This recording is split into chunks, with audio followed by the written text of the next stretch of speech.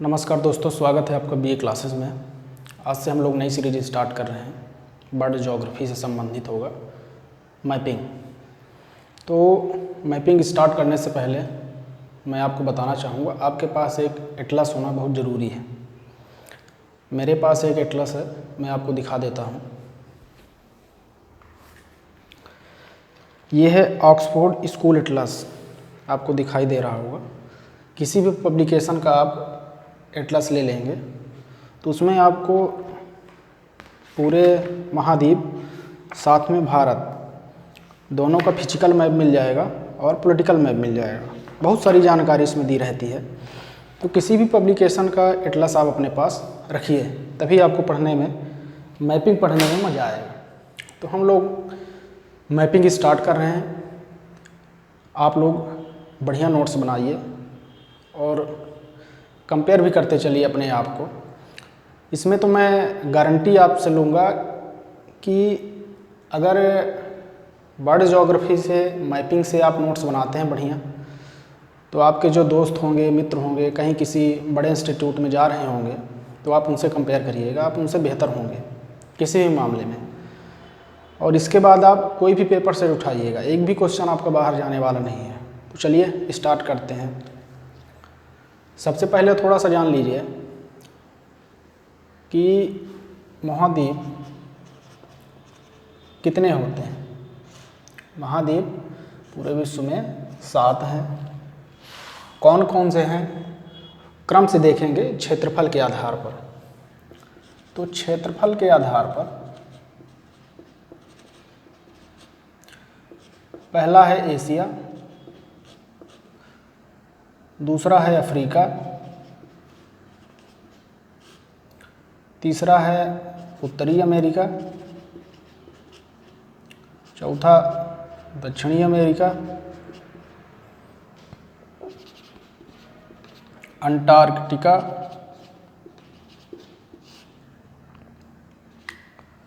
Europe, Australia. कहने का मतलब ये है कि विश्व में ऑस्ट्रेलिया सबसे छोटा महाद्वीप है, जो कि 7वें नंबर का महाद्वीप है। कितने नंबर का? 7वें नंबर का। ये पॉइंट आप मेंशन कर लेंगे नोट्स में और याद भी रखेंगे कि सबसे पहला एशिया, अफ्रीका, उत्तरी अमेरिका, दक्षिणी अमेरिका, अंटार्कटिका, यूरोप और ऑस्ट्रेलिया। तो ये थे हमारे महाद्वीप। ये मैंने क्षेत्रफल के आधार पर बताया है। आपके लिए होमवर्क रहेगा कि आप कमेंट्स बॉक्स में जनसंख्या के आधार पर बताएं 7 महाद्वीप क्रम से।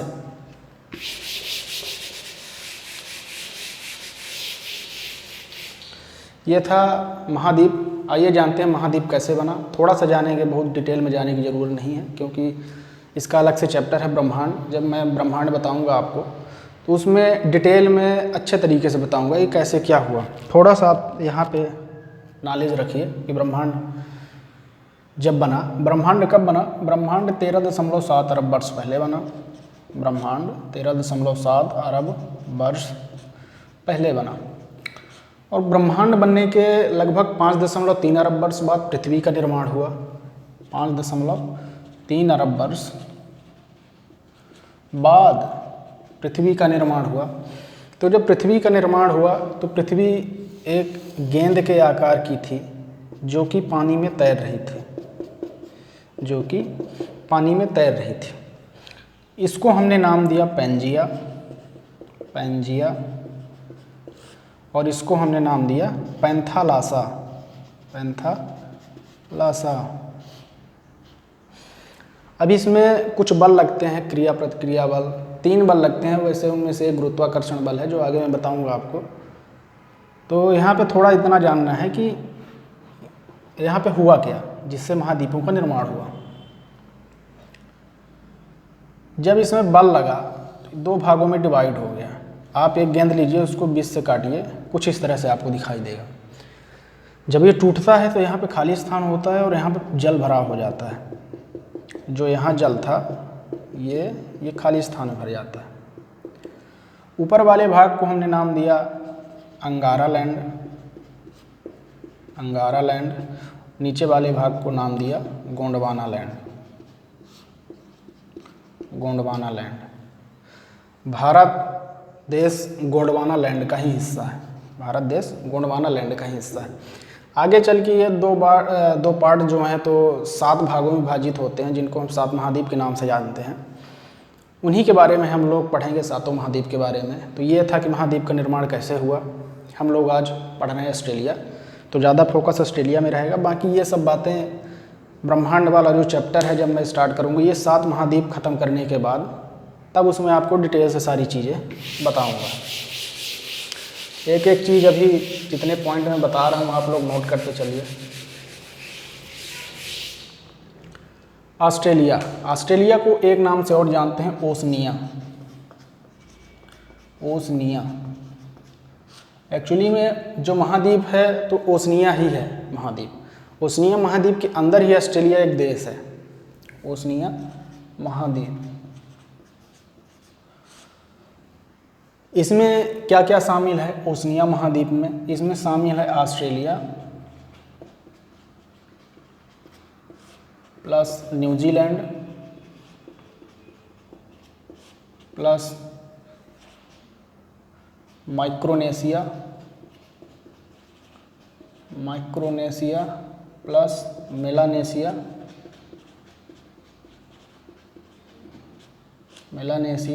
Plus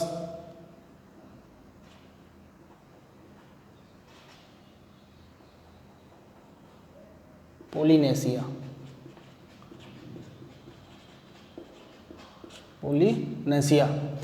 Australia, New Zealand, Micronesia, Polynesia और मेलानेशिया, ये था ओसनिया महाद्वीप। इसमें टोटल कितने देश हैं? तो इसमें आपको 22 देश मिलेंगे, 22 देश। ऑस्ट्रेलिया के ऊपर आप थोड़ा सा देखेंगे तो यहाँ छोटे छोटे द्वीप दिखा देंगे आपको। तो आप अपने एटलस में देखिए, यहाँ पे आपको बहुत छोटे छोटे द्वीप नज़र आएंगे। तो ये सब इन्हीं के भाग हैं, माइक्रोनेशिया, मेलानेशिया, पोलिनेशिया। तो इन्हीं सबको मिला के हम लोग 22 देश ओसनिया महाद्वीप में पढ़ते हैं।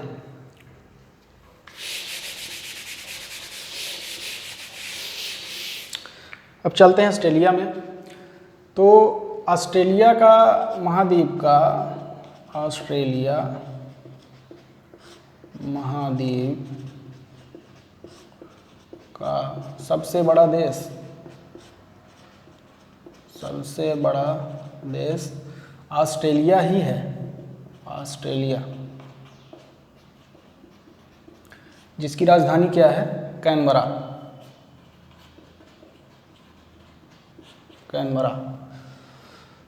तो ये तो सबसे बड़ा हो गया। तो सबसे छोटा क्या होगा?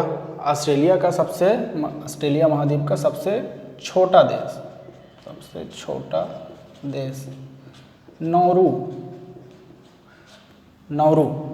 इसकी राजधानी क्या है? ARN। ये पेपर में पूछ सकता है, कभी कभी पूछता भी है, कंट्री, कैपिटल और करेंसी। तो हम लोग सब याद करने बैठ जाते हैं कंट्री, कैपिटल, करेंसी में। आपको वही कंट्री का कैपिटल और करेंसी याद करना है जो वर्तमान में करंट अफेयर में चल रहा हो, जिसकी न्यूज़ में चर्चा हो। अक्सर पेपर में उसी से पूछता है, लेकिन हम सारे याद करने बैठ जाते हैं तो इतने सबको याद भी नहीं होते और अक्सर भूल भी जाते हैं। तो ये ऑस्ट्रेलिया महाद्वीप का सबसे बड़ा देश हो गया, सबसे छोटा देश हो गया। इसको आप लोग नोट कर लिए होंगे।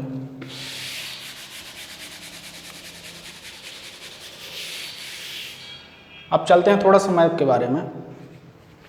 यहाँ पे आपको दिख रहा होगा ये एक त्रिभुज के आकार का क्षेत्र, इसको बोलते हैं केप यार्ड प्रायद्वीप। केप यार्ड प्रायद्वीप। अब ये प्रायद्वीप क्या होता है? प्रायद्वीप स्थलखंड का ऐसा भूभाग जो 3 ओर से जल क्षेत्र से घिरा हो। ये हो गया स्थलखंड। इधर से देखिए, इधर से और नीचे से, तीनों ओर से ये जल से घिरा है। तो इसको हम लोग प्रायद्वीप बोल सकते हैं। जैसे भारत का मैप आप देखेंगे तो कुछ इस तरह से आपको दिखाई देगा।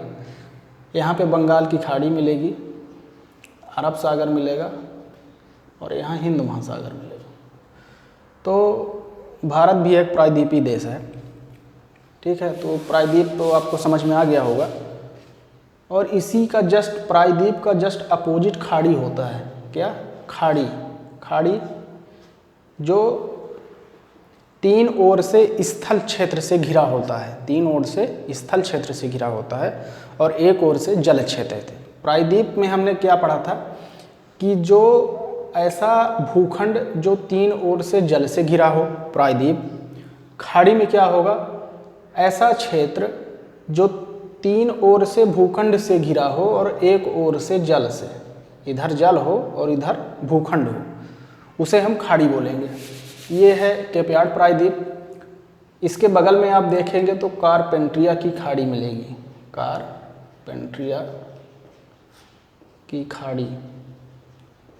ये अभी हम ऑस्ट्रेलिया का पॉलिटिकल मैप पढ़ रहे हैं, पॉलिटिकल, है ना। अगले लेक्चर में हम लोग इसका फिजिकल मैप पढ़ेंगे। तो यहाँ पे है कारपेंट्रिया की खाड़ी, यहाँ पे है जोसेफ, आप अपने मैप में देखिए, मैं बोर्ड में लिख रहा हूँ जोसेफ बोनापार्ट, जोसेफ बोनापार्ट की खाड़ी, जोसेफ बोनापार्ट की खाड़ी।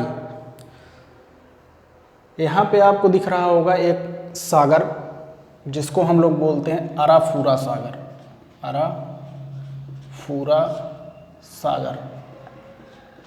थोड़ा सा इसके नीचे आएंगे आप तो मिलेगा तिमोर सागर, तिमोर सागर। यहाँ पे आप इसके ऊपर देखेंगे तो यहाँ पे आपको इंडोनेशिया वगैरह दिखाई देगा, इंडोनेशिया, तिमोर सागर। यहाँ पे देख, ये आपको एक दिख रहा होगा, इसको बोलते हैं सार्क, सार्क की खाड़ी। ये वाला पूरा भाग दिख रहा होगा, इसको बोलते हैं great Australian, great Australian bight, great Australian bight. यहाँ पे आपको ये दिख रहा होगा स्पेंसर की खाड़ी, स्पेंसर की खाड़ी, स्पेंसर की खाड़ी। अब ये तो वाटर बॉडीज हो गए ऑस्ट्रेलिया महाद्वीप के। देखते हैं कि इनके उत्तर दक्षिण और पूर्व पश्चिम में कौन कौन से महासागर हैं। तो पहले मैप में आप ये जान लीजिए कि नॉर्थ हमेशा ऊपर, साउथ नीचे, ईस्ट इधर, वेस्ट इधर। मैप में आप जब देखेंगे तो उत्तर आपको ऊपर मिलेगा, दक्षिण आपको नीचे मिलेगा, पूर्व इधर मिलेगा, पश्चिम इधर मिलेगा। तो ये मैप के अनुसार है।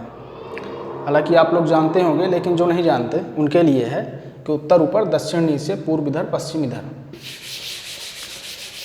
तो ऑस्ट्रेलिया महाद्वीप के पूर्व में कौन सा महासागर है, बार बार क्वेश्चन पूछा जाता है कि ऑस्ट्रेलिया महाद्वीप के, ऐसे क्वेश्चन बनते ही हैं कि ऑस्ट्रेलिया महाद्वीप के पूर्वी क्षेत्र में कौन से महासागर हैं। 4 ऑप्शन दे देगा आपको, उनमें से आपको चुनना रहेगा। तो यहाँ पूर्व में है प्रशांत महासागर, प्रशांत महासागर। इसके पश्चिम में है हिंद महासागर, हिंद महासागर। और नीचे है दक्षिण सागर, दक्षिण सागर, जिसको हम लोग आर्कटिक भी बोलते हैं, दक्षिण सागर। तो ऊपर अराफूरा, तिमोर सागर, स्पेंसर की खाड़ी, ये हो गए। अब ऑस्ट्रेलिया महाद्वीप को हम लोग 6 स्टेट्स में डिवाइड करते हैं। हम लोग क्या 6 स्टेट्स में डिवाइड ही है। इनको आप स्टेट्स बोल लीजिए, प्रांत बोल लीजिए, कुछ भी बोल लीजिए, लेकिन 6 हैं। कौन कौन से हैं उनको देखते हैं। एक पॉइंट आप नोट करिएगा, इम्पोर्टेंट पॉइंट है कि ऑस्ट्रेलिया महाद्वीप के बीच से मकर रेखा गुजरती है। कौन सी रेखा? मकर रेखा। आगे मैं जब लेक्चर पढ़ाऊँगा तो उसमें बताऊँगा अगले लेक्चर में। अगले क्या, जब ये 7 महाद्वीप खत्म होंगे तो एक लेक्चर होगा ब्रह्मांड, जिसमें सारी चीज़ें रहेंगी, अक्षांश, देशांतर, कर्क रेखा, मकर रेखा। आपने देखा होगा ये ग्लोब, इसमें 0 डिग्री, 23.5 डिग्री नॉर्थ और 23.5 डिग्री साउथ, ये होती है कर्क रेखा, ये होती है मकर रेखा। तो ये वाली मकर रेखा आप देख रहे होंगे ऑस्ट्रेलिया, यहाँ पे ये एकदम इसके बीचों बीच से गुजरती है। ये यहाँ पे ऑस्ट्रेलिया है और ये मकर रेखा है। तो मकर रेखा ऑस्ट्रेलिया के बीचों बीच से गुजरती है, ये मकर रेखा। अब इनके प्रांत देखते हैं कौन कौन से है। इसको हम बोलते हैं पश्चिमी ऑस्ट्रेलिया, पश्चिमी ऑस्ट्रेलिया। इसको बोलते हैं उत्तरी ऑस्ट्रेलिया,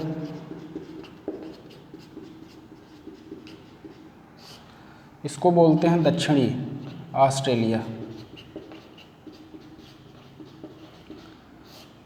ये वाला भाग है क्वींसलैंड,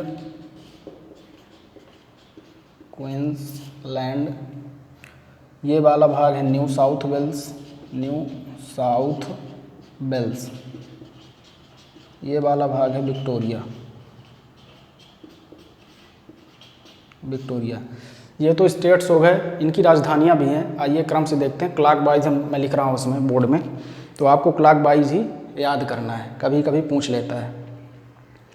तो यहाँ पे आपको मिलेगा ब्रिस्बेन,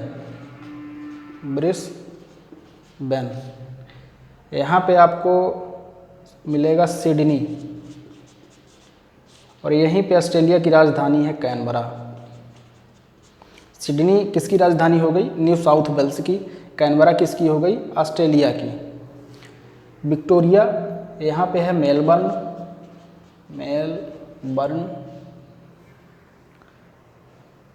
दक्षिणी ऑस्ट्रेलिया की यहाँ पे है एडिलेड। आप लोग अपने मैप में देखते रहिएगा, एडिलेड सब दिख रहा होगा मैप में।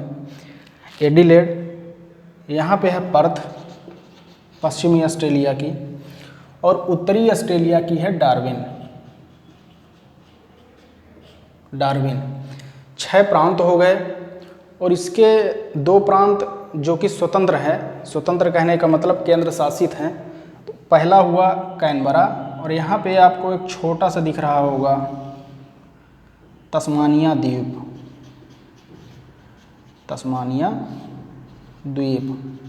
इसकी राजधानी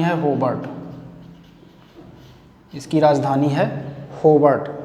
तस्मानिया द्वीप ऑस्ट्रेलिया महाद्वीप के पूर्वी हिस्से जस्ट एकदम नीचे आपको दिख रहा होगा तस्मानिया द्वीप। होबर्ट इसकी राजधानी है। अब ये हम याद कैसे करेंगे इनकी राजधानियाँ? एक छोटी सी ट्रिक है जो आप अगर दिमाग में रख सकते हैं तो ठीक है, नहीं तो बाकी आप कोई भी चीज़ अगर आपको याद करनी हो तो आपको 203 बार तो पढ़ना ही पड़ेगा। आप ये वाला वीडियो 2 बार देखिएगा, फिर बताइएगा कि याद हुआ कि नहीं। तो ट्रिक है BSc plus MA plus PhD। पहले BSc किया, फिर MA किया, फिर PhD किया। B से है Brisbane, Sydney, Canberra, Melbourne, Adelaide, P से पर्थ, S से होबर्ट, D से डार्विन। तो ये थे राजधानियाँ। अब चलते हैं इनके संधियों के बारे में। कुछ जल संधियाँ हैं जो कि इम्पोर्टेंट हैं।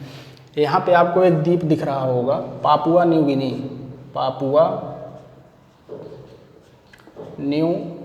गिनी। बहुत ही फेमस जल संधि है जो पेपर में कई बार पूछा गया है। तो यहाँ पे पापुआ न्यू गिनी और ऑस्ट्रेलिया के बीच कौन सी जल संधि है? तो यहाँ पे मैं इधर लिख रहा हूँ टॉरंस जल संधि। कौन सी जल संधि है? टॉरंस जल संधि। पापुआ न्यू गिनी और किसके बीच? ऑस्ट्रेलिया। कभी कभी आपको यह भी दे सकता है क्वींसलैंड, तो कंफ्यूज नहीं होना है, क्वींसलैंड ऑस्ट्रेलिया का ही भाग है। तो अगर पेपर में ये देता है तो भी लगाना है, और ऑस्ट्रेलिया दे देता है तो अच्छी बात है। ये हुआ जल संधि। हाँ, एक बात और, जल संधि क्या होती है? तो जल संधि समझिए थोड़ा सा, जल संधि क्या होती है। तो जल संधि जल का वह सकरा भाग जो 2 स्थल खंडों को आपस में अलग करती है। जल संधि जल का वह सकरा भाग जो 2 स्थल खंडों को आपस में अलग करती है, उसे हम जल संधि कहते हैं। यहाँ पे बहुत पानी होता नहीं है, छिछला समुद्र होता है, आवागमन संभव होता है एक दूसरे स्थल खंडों के लिए। तो ये हुआ जल संधि। एक जल संधि आपको यहाँ पे मिलेगी, ध्यान से देखिए मैप में, बास जल संधि, बास जल संधि किसके किसके बीच है? ये है तस्मानिया और ऑस्ट्रेलिया के बीच। कभी कभी विक्टोरिया भी दे सकता है, ध्यान में रखिएगा। तस्मानिया और विक्टोरिया के बीच बास जल संधि। यहाँ पे आपको दो छोटे छोटे द्वीप दिखाई दे रहे होंगे, ये ऐसे। अगर बोर्ड में ना दिखाई दे रहा हो तो मैं इधर बना देता हूँ इसको।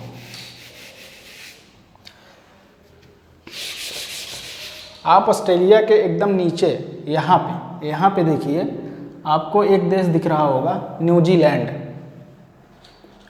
न्यूजीलैंड, वहाँ पे आप देखेंगे तो समझ में आएगा। ये कुछ इस तरह से बना है, दो भागों में डिवाइड है पूरा न्यूजीलैंड। इसको बोलते हैं हम लोग उत्तरी न्यूजीलैंड, और इसको बोलते हैं दक्षिणी न्यूजीलैंड। अब न्यूजीलैंड की राजधानी क्या है?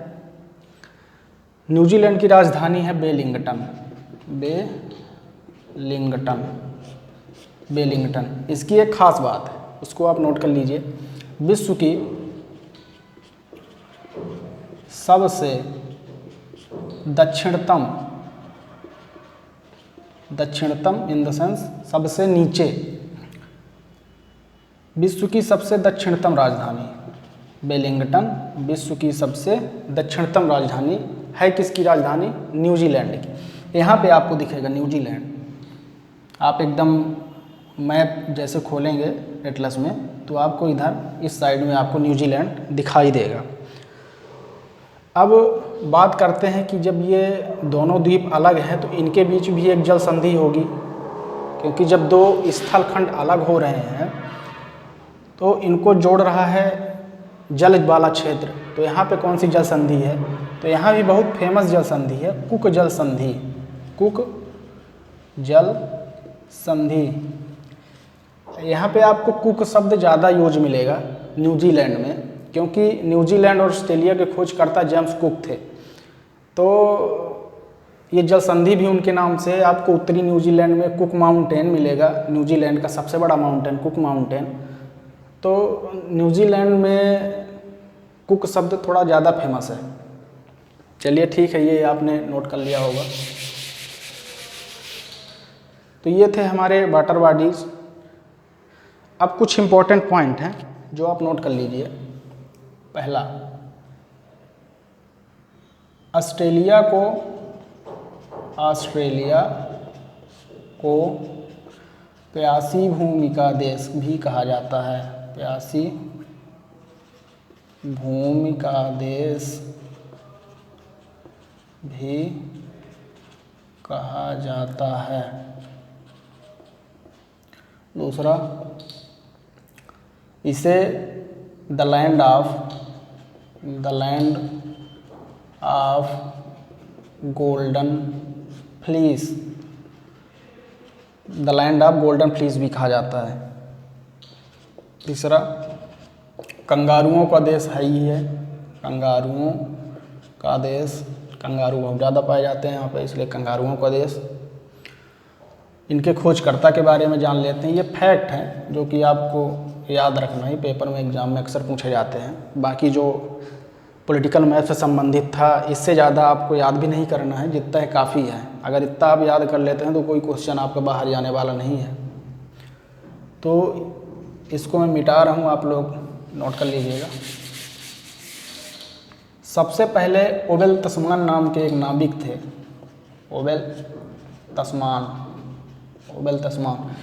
तस्मान नाम के एक नाविक थे जो 1642 व 1644 में ऑस्ट्रेलिया व न्यूजीलैंड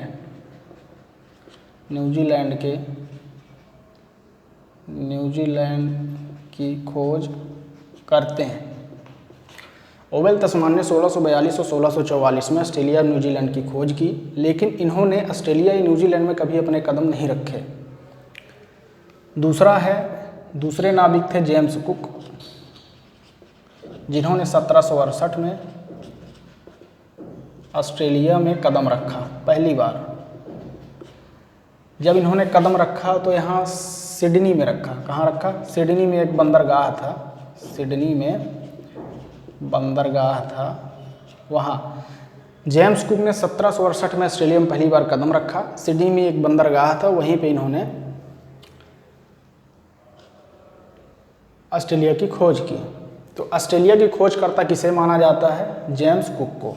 ऑस्ट्रेलिया की खोजकर्ता जेम्स कुक को माना जाता है। ये पॉइंट आप याद रखिएगा।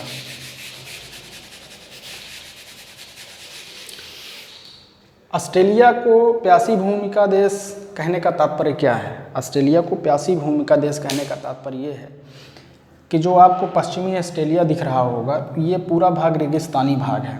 यहाँ पे पूरा रेगिस्तान से भरा है। जैसे अफ्रीका का सहारा मरुस्थल है, वैसे ये पूरा भाग बड़े बड़े मरुस्थल यहाँ पे पाए जाते हैं।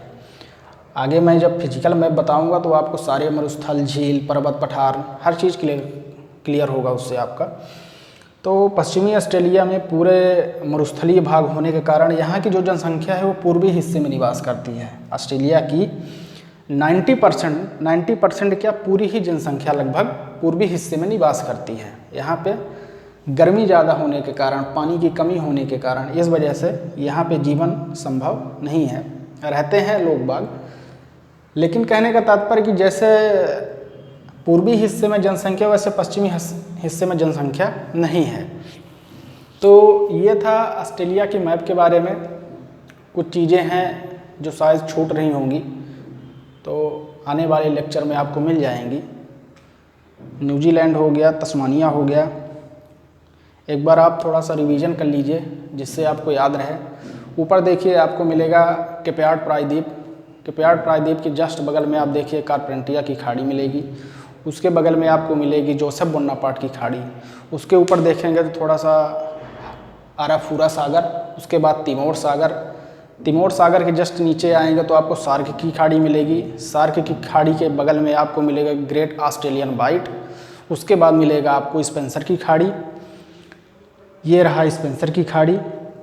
तस्मानिया के बीच बास जल संधि, तस्मानिया और ऑस्ट्रेलिया के बीच।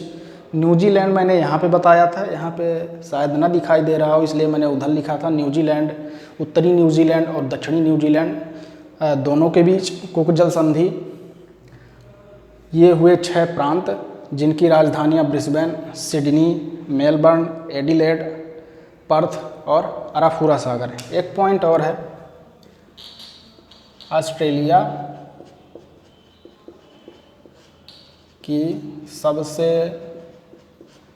लंबी रेल लाइन, ऑस्ट्रेलिया की सबसे लंबी रेल लाइन ट्रांस कॉन्टिनेंटल है, जो किसको किसको जोड़ती है? पर्थ को सिडनी से जोड़ती है। ये सिडनी और पर्थ, मतलब कहने का तात्पर्य ये है कि पूरे ऑस्ट्रेलिया में पश्चिमी हिस्से से लेकर पूर्वी हिस्से तक एक लाइन की जाल बिछी हुई है जिसे हम क्या कहते हैं? ट्रांस कॉन्टिनेंटल, ऑस्ट्रेलिया की सबसे लंबी रेल लाइन। दूसरा फैक्ट है, ऑस्ट्रेलिया महाद्वीप में एक भी ज्वालामुखी नहीं पाया जाता। एक भी ज्वालामुखी नहीं पाया जाता है। ये थे कुछ फैक्ट। यहाँ पे आपको मैं बता दूँ, हालांकि मैं अगले फिजिकल में बताऊँगा आपको। यहाँ पे एक ग्रेट बैरियर रीफ पाई जाती है, कोरल रीफ जिसको हम बोलते हैं। ये एक चट्टान है जो कि मूंगे की चट्टान कही जाती है। तो यहाँ पे चट्टान होने की वजह से ऑस्ट्रेलिया के इस वाले भाग में मछली पालन का बहुत ज़्यादा प्रचलन है और यहाँ पे मछली पालन का केंद्र भी है ना। तो मछली पालन का केंद्र कहाँ और कैसे बनता है, इसको आप अगर समझेंगे तो ऐसा क्षेत्र होना चाहिए जहाँ पे छिछला समुद्र हो, पानी कम हो और खारा पानी हो, है ना, साफ पानी हो, वहाँ पे मछली पालन का केंद्र बनाया जा सकता है। तो यहाँ पे ग्रेट बैरियर रीफ होने के कारण ना तो यहाँ पे ज़्यादा पानी है और यहाँ का पानी शांत रहता है समुद्र की अपेक्षा, क्योंकि बड़ी बड़ी लहरें जो आती हैं तो उससे टकराती हैं और शांत हो जाती हैं। तो इधर वाला क्षेत्र एकदम शांत रहता है, इस वजह से यहाँ पे मछली पालन का केंद्र है। अगले वीडियो में मैं फिजिकल मैप में पूरे सारे जितने भी टॉपिक हैं इससे रिलेटेड, बैरियर रीफ जो भी है सब कुछ बताऊंगा। तो ये रहा आज का पॉलिटिकल मैप। अगला मैप होगा अपना फिजिकल मैप। फिजिकल मैप में हम लोग सारी चीज़ें डिस्कस करेंगे, पर्वत, पठार, झील, है ना। तो ये वीडियो आपको कैसा लगा लाइक करिए, कमेंट करिए, सब्सक्राइब करिए। अच्छा लगा हो तो शेयर ज़रूर करिए। मिलते हैं अगले वीडियो में। धन्यवाद।